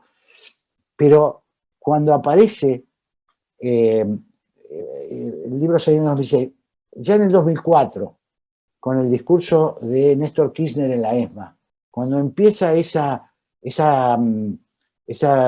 inteligente proceso de creación de una nueva religión a disposición del auditorio, muchos comunistas, muchos excomunistas, volvieron a encontrar el carril. Se hicieron kirchneristas, y kirchneristas, para mi gusto, con la misma extraña devoción que el que uno se podría haber hecho guevarista. A ver, el Che Guevara, si uno lo ve en abstracto, es tremendamente atractivo para convertirlo en santo, ¿no? De todo punto de vista. De todo punto de vista. Murió por la causa, era pintor, era valiente, bueno, no sé, hay miles de razones humanas para decir, bueno, ahora yo veo que los comunistas tienen a Cristina y tienen a Néstor en las estampitas. Tienen las estampitas junto al Che, tienen las estampitas de Néstor y Cristina. Entonces, bueno, ahí sí, con un mundo al que supe pertenecer, al mundo del progresismo, y a los hijos de esos comunistas o progresistas que me rodearon, con ellos suelo tener tenidas que no son muy divertidas, ¿no? Y mucho más cuando fui funcionario, algunos escribieron cosas horrorosas sobre mí. Bueno, es parte de las opciones que uno toma, ¿no? Pero no tengo problemas, sí he tenido problemas familiares, pero no, por suerte, con mi núcleo más íntimo, con el que cultivo una vida, que es la vida más linda que tengo, ¿no? La vida familiar.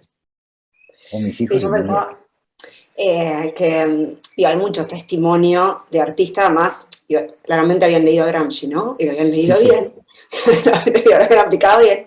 Claro que sí. Digo, y a diferencia por ahí del comunismo europeo, que ya en el 30 y después con Hungría, con Berlín, con Checoslovaquia, rompen internamente, ¿no? O sea, se hacen cargo de las derrotas, de los quiebres, de la deshumanización. Los latinoamericanos, estoy justo leyendo el libro de García Márquez, Una vida vivida para narrarla, no me acuerdo cómo se llama, su autobiografía. Sí. Y claro, el momento en que lo conoce a Fidel, queda ahí como estampado, y yo digo, ¿cómo esta persona después lo puede llamar amigo a esa otra? No tanto Márquez a Fidel, pero también. Y que tiene que ver mucho con esta plasticidad, esta flexibilidad que lo vas leyendo en, digo, no solo la biografía de los años 30, que por ahí sí hay un quiebre, ¿no? Entre las generaciones. Hay una gran ventaja también en ser no vidente. Claro. Es decir, hay una gran ventaja. Por supuesto que muchos de esos artistas, por ejemplo, si vos le preguntas a Jorge Edward, el intelectual chileno, que era amigo de Pablo Neruda, en la intimidad te dice, Pablo Neruda no creía en nada de eso, del comunismo y todo eso, pero escribió las odas a Stalin. También era muy atractivo también, porque había pasajes, festivales, viajes, recitales, tenía unos beneficios. No digo que es lo principal, porque yo sería injusto diciendo que es lo principal, pero esa cobertura, ¿no? Yo siempre digo que nosotros, cuando viajaba un comunista a París, le golpeaba la puerta a Picasso. Y dice, hey, y te mostraba somos del mismo club. Bueno, hay una gran fuerza. Y hay que tener una gran fuerza para romper con eso. Por eso los intelectuales, como Raymond Aron, que llevaron una lucha contra, por ejemplo, la pelea con Sartre, que Sartre viaja, ve todo en la Unión Soviética y dice, no, pero hay que defenderla porque es el emblema de la revolución, y a Raymond Aron, pero Raymond Aron se convierte en la peste, para citarlo a Camus, se convierte en la peste. Era muy difícil romper con esa estructura religiosa. Es hoy difícil en la intelectualidad y en el progresismo. Sí, yo pensaba también en la función de la nostalgia, tanto hoy como en ese momento, porque una cosa es, vos hablabas de tu papá, y yo pensaba en mi abuelo por cuestiones generacionales, que tenía como en que las ideas comunistas y demás tenían que ver también con bueno, digo, a diferencia de los Kirchner y del populismo latinoamericano hoy que se dice de izquierda, con una rigurosidad intelectual, con una curiosidad. Digo, yo no puedo dejar de pensar, yo vengo de una familia marxista, que la biblioteca que yo vengo heredando generación a generación está allí, digo, los nutrió y eran obreros ferroviarios, digo, si no era esa librería, si no era esa biblioteca ambulante de los anarquistas, y esos libros hubiesen, digo, me sale en italiano porque me viene a la lengua madre, pero esos nutrientes no hubiesen estado, ¿no? Claro, claro. Pero creo que, digo, y mi mamá también rompió con el marxismo, porque lo leyó, como ella decía, uno rompe con el marxismo cuando termina de leerlo, dice, claro, sí, hay que volver a empezar. Pero que había una nostalgia de esos años 30 y que nosotros en la Argentina vimos un proceso nostálgico, reduccionista, porque claramente no hay forma de asimilarlos, inclusive en la rigurosidad, ¿no? En el trabajo, pero que hay cierta cuestión muy nostálgica, que es un sentimiento humano, ¿viste? Muy difícil, porque vos decís, bueno, ¿qué es lo que ganan? Y yo creo que ganan esto, que en un punto vos, tu recurso es rodearte de jóvenes, que es la vitalidad, ¿no? Esa vitalidad de los años 30, del comunismo de esa época. También recomiendo, si quieren, leer Finísima de Poniatowska, que aparece mucho eso, ¿no? Sí, claro. Realmente que rompió una forma de pensar, para las mujeres ni que hablar. Claro, después de la Segunda Guerra Mundial y demás, ¿dónde lo vas a encontrar cuando nos encontramos con los seres humanos como somos? Y hoy también la sensación es que necesitan esta explotación nostálgica del otro, de los cubanos, yo siempre pienso en eso, ¿no? Que nosotros somos grandes explotadores emocionales de lo que le pasa a Cuba, de lo que le pasa a los venezolanos, porque no hay otra forma de nutrirte de esa vitalidad, ¿no? Sí, por eso vuelvo a Amos Oz, porque Amos Oz en Contra del Fanatismo es un librito chiquitito, muy, muy accesible, y él dice, por eso esta idea de que el fanatismo es algo genético, lo tenemos. Lo que, es decir, si vos querés combatirlo, tenés que desprenderte del fanatismo. Porque la idea primera de pertenecer a un conglomerado que sea aceptado sus reglas, su rigurosidad, sus ideas, sus costumbres, es muy humana.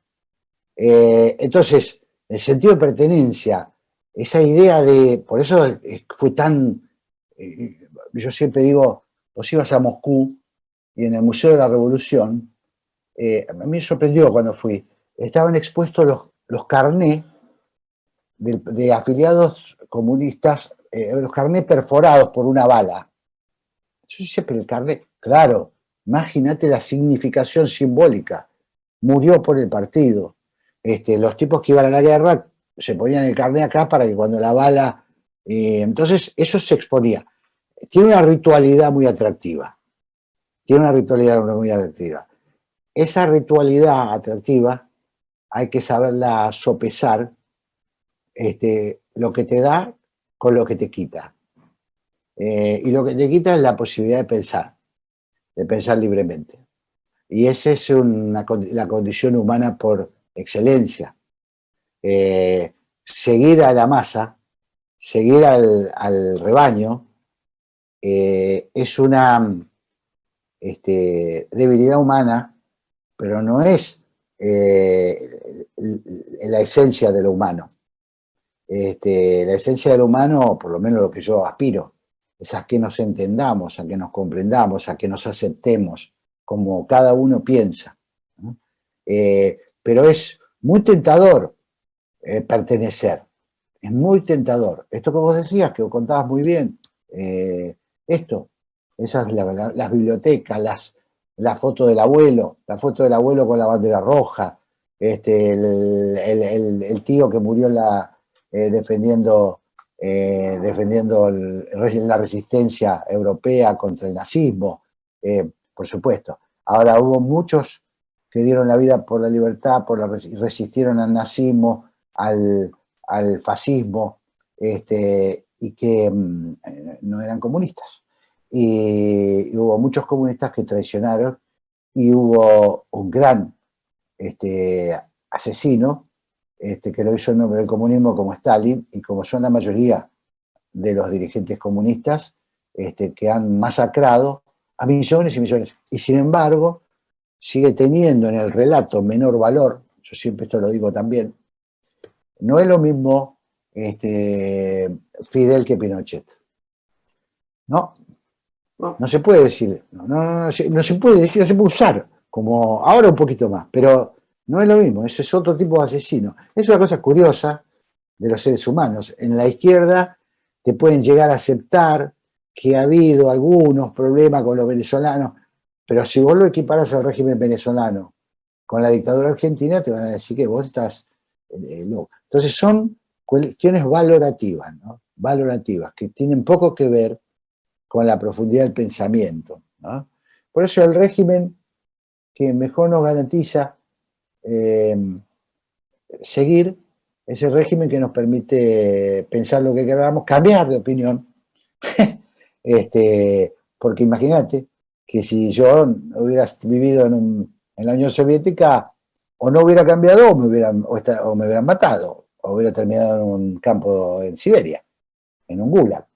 Entonces, el mejor sistema, imperfecto, este sistema que nos hace renegar, que nos da bronca, que es inequitativo, pero que nos permite en todo caso seguir, nos preserva lo fundamental, que es la vida, la posibilidad de decir lo que queremos.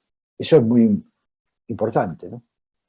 Sí, estaba pensando en, no sé si conoces que, bueno, seguramente estás al tanto, pero que ayer estaba llamada la marcha cívica para el cambio en Cuba, y entre los que trabajan esta idea, hay un grupo que se llama Archipiélago que me gusta mucho por esto de los mojones, de ir construyendo redes en mojones, en pensar la isla desde otro lugar, no, y unir, y el archipiélago no aísla, sino que une, volver a pensar Cuba como parte de América Latina.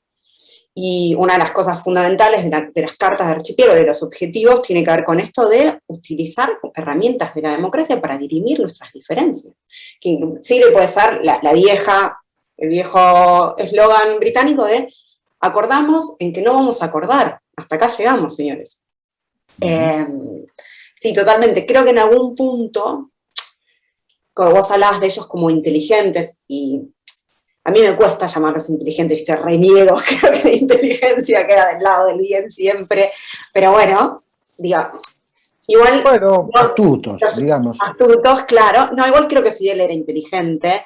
Me cuesta llamar a los nuestros, a nuestras versiones locales y folclóricas de eso, inteligentes, pero sí eran inteligentes. Digo, Gramsci era un gran observador de la realidad, muchos comunistas fueron grandes observadores y como viste, agudos observadores de su realidad, y eso requiere inteligencia, pero que creo que la mayor inteligencia ha sido justamente la de que esto que por ahí vivimos en Argentina en el 83, de que la democracia tenía mística, de que la democracia era un valor, viste, como yo trabajo mucho con esta cultura de la izquierda o esta izquierda culturosa o estos artistas, algunos convencidos seriamente, y el problema más grave tiene que ver con esta como férrea convicción de que la democracia no vale tanto la pena, ¿no? Y si ahí es cuando yo, y por eso admiro artistas como digo, el Movimiento San Isidro, lo que están haciendo los jóvenes cubanos hoy,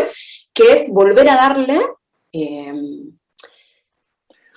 mística en un sentido humano, ¿no? O volver a poner esto de patria y vida, me parece una certeza alucinante de los raperos. Pero ellos están peleando contra la opresión. Eso ya de por sí le da una mística especial. El problema lo tenemos, o lo tienen, los países que, por eso es muy interesante, yo citaba al pasar a Iván Krastev. Iván Krastev es un politólogo búlgaro, nacido en la época socialista, pero de joven ya vivió, digamos, toda su formación es postsocialista. Pero Iván Krastev, que es muy agudo, lo recomiendo fervorosamente, él dice, cuando dice esto de el capitalismo creyó que había vencido al comunismo y no se dio cuenta que el comunismo se había suicidado, luego agrega, hace una crítica al liberalismo, al sistema liberal democrático, diciendo que al sistema liberal democrático le falta mística. No podemos ofrecer como alternativa como alternativa de vida esta mediocre vida que nos toca. ¿Cómo no tener sueños? ¿Quién dijo que el sueño pertenece solamente a los comunistas, a los izquierdistas o a aquellos que abrazan la revolución total, los que abrazan la utopía totalizadora? ¿Quién dijo? Ahora, convencerse de que este es un sistema maravilloso, divino, estamos todos felices de que el 50% no coma, bueno, no, señores, hay muchísimo trabajo por hacer, hay muchísimo.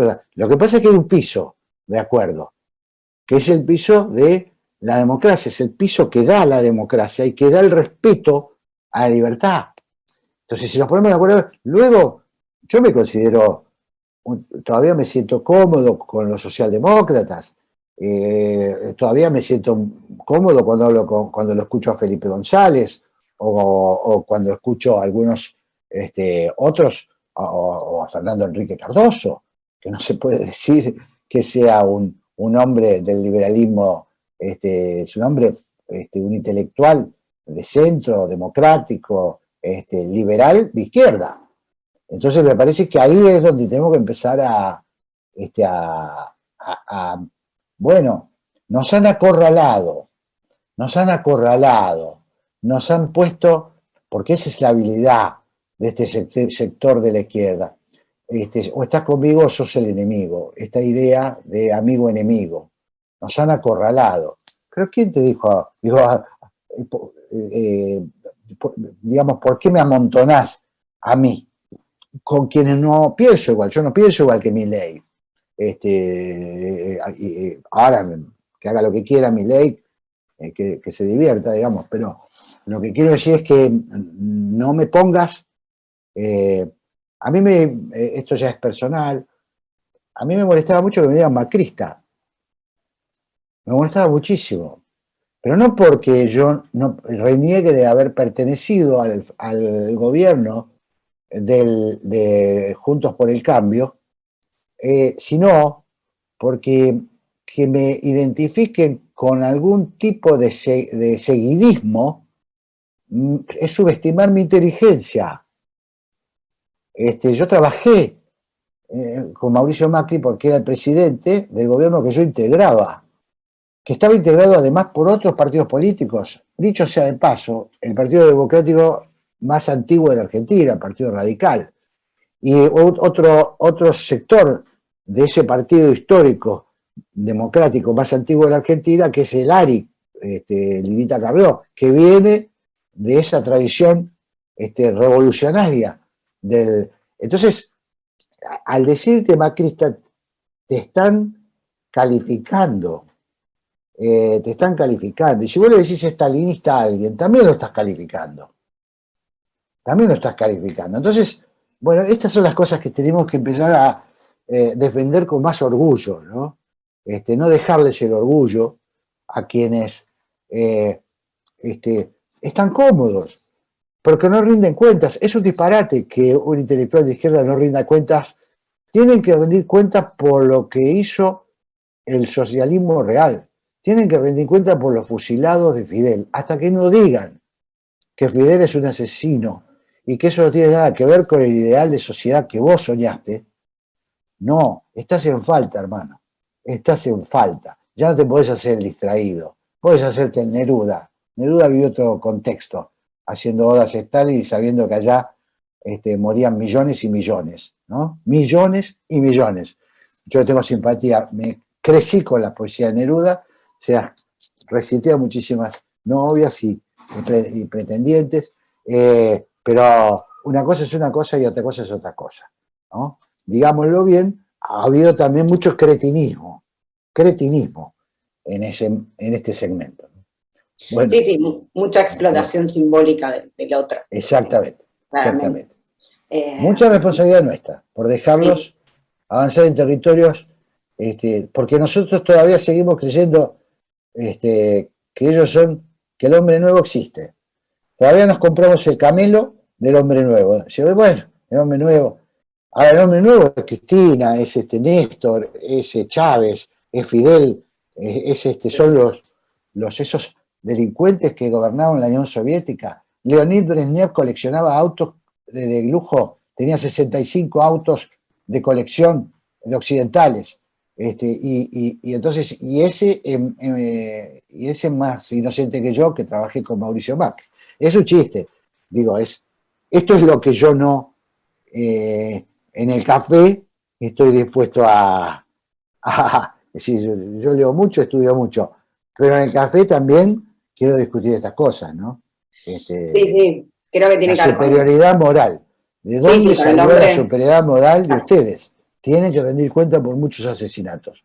Por La muchos. superioridad moral, del hecho de que las víctimas están solo de un lado, y creo que aparte en América Latina y en estas intelectuales, que digo, cada vez que García Márquez se detiene y habla de Fidel Castro, yo salteo porque, me pasa, pero después lo disfruto un montón, esta lógica todavía de la época de Martí, de la época de Darío, de pensar en Caín y Abel, en Estados Unidos y América Latina, ¿no? en esta ideología que era cultural, que tenía que ver con el modernismo latinoamericano y no con la política, porque de hecho Martí, cualquiera que lea el diario de Martí en batalla, sabe que se carteaba con los Estados Unidos, que necesitaban apoyos y que no tenía, si hay uno que dialogó con todo el mundo, es el apóstol, como lo llaman desde la revolución cuando lo tomaron.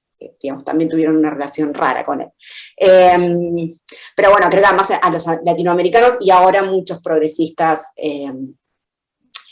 europeos han explotado también esa discursividad, ¿no? Yo me río mucho cuando mis colegas progresistas europeos me hablan desde ese lado y digo, perdón, pero digo, el imperio, es el británico, es el francés, era de ustedes. Con Asia y África, primero estudien historia, pero bueno, sí creo que tiene mucho que ver con reivindicar nuestras víctimas y con no dejarnos en la defensiva, decir, no, digo, ¿por qué me estás acorralando si yo, a ver, en todo caso? Pero bueno, como siempre, Jorge, un gusto hablar contigo. Les propongo una cosa. Anda por ahí Vicky, Belén, bueno, las chicas. Jorge, yo te puedo pedir, acá hay muchas recomendaciones de textos en los comentarios, de libros, bueno, te piden permiso para usar tu libro en Cuba, en algunas, imagino que sí, pero bueno. Obviamente. Les sugiero lo siguiente, Vicky y Belén, si están por ahí, podemos guardar las recomendaciones del chat, de esto de preguntas y respuestas, les pido a ellas, pues yo tengo, lo que estaba haciendo era copiar y pegar, seguramente hay otra manera más fácil. Sí.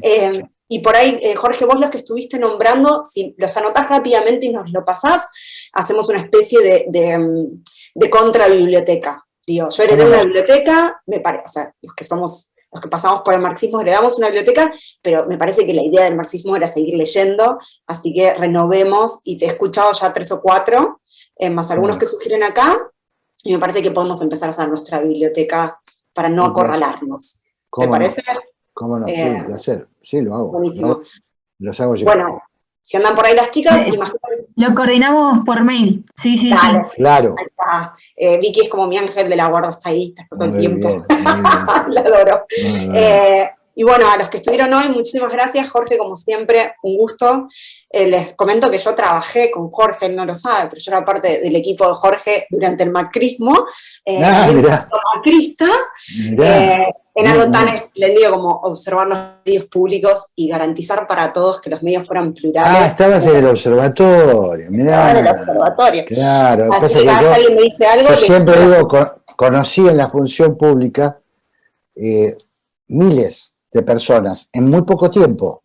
Sí. En muy poco tiempo, vos cuando sos funcionario, conocés gente, demasiada gente. Entonces, no puedo retenerlos. No, pero lo digo porque efectivamente una de las cosas que hicimos es conseguir argumentos. Hicimos un lindo intento. Sí, de garantizar la pluralidad al otro. Que a mí claro. Cada tanto insultaba contra eso. Claro. Pero entiendo hoy, digo, no, lo entendía también en el momento, solo que a veces me cansaba, que efectivamente tiene que ver con eso, ¿no? Uno defiende la democracia para el otro, antes que para uno. Así que para mí es un gusto poder charlar con vos así, Cecilia, más de uno a uno. Y nada, estamos entonces en contacto y si les parece, queridos participantes, acá tenés un montón de agradecimientos. Y bueno, de cubanos que tuvieron que dejarnos, pues les corta la luz, esas cosas. Pobres, claro. Sí, bueno, vuelvo a agradecerle a Cadal, te agradezco, Cecilia, a vos particularmente, a Gabriel por la apertura, por siempre me está... voy a decir algo que me olvidé decirle a Gabriel al comienzo. Creo que fue el primer reportaje que me hicieron cuando salió la primera versión del día que maté a mi padre, me lo hizo Gabriel Salvia. No me acuerdo en qué radio estaba, qué programa tenía, pero estuvimos hablando un montón, me acuerdo perfectamente. Así que, bueno, para mí es un gustazo, hablar de estos temas me apasiona, así que cuenten conmigo para lo que necesiten, Cecilia, así que la pasé bárbaro.